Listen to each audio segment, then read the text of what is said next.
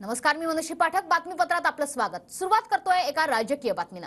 युती धर्म पाळा, अजित पवारांनी कार्यकर्त्यांना असे आदेश दिलेत.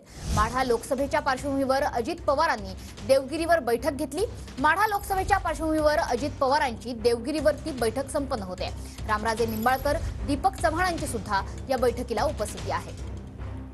आपले प्रतिनिधी अक्षय मंकणी सध्या आपल्या सोबत आहेत. अक्षय, काय अपडेट मिळतात बैठकीतून?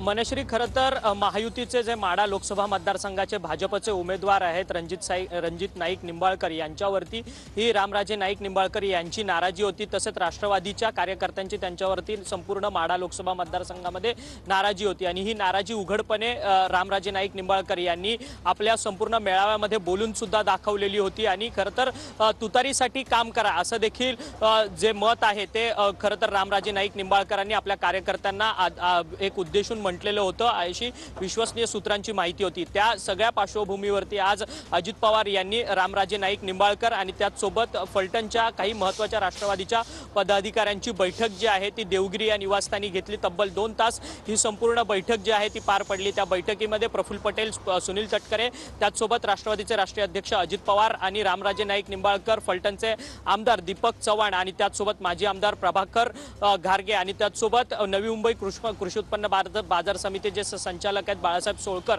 हे सर्वच प्रमुख पदाधिकारी जे आहेत त्या बैठकीला उपस्थित होते. खरं तर आता राष्ट्रवादी काँग्रेस पक्ष हा युतीमध्ये सामील झालेला आहे, त्यामुळे युती धर्माचं पालन करा असे आदेश अजित पवारांनी सर्वच कार्यकर्त्यांना दिलेले आहेत. वैयक्तिक ज्या काही हेवेदावे असतील, काही वैयक्तिक काही एकमेकांसोबत काही वाद असतील ते निवडणुकीनंतर सगळे मिटवले जातील असं देखील अजित पवार यांनी आपल्या कार्यकर्त्यांना सांगितलेलं आहे. त्यामुळे युती धर्माचं पालन करा असं ठणकावून अजित पवारांनी सर्वच आपल्या या संपूर्ण बैठकीत प्रमुख पदाधिकारी अपडेट्स घेतच राहू.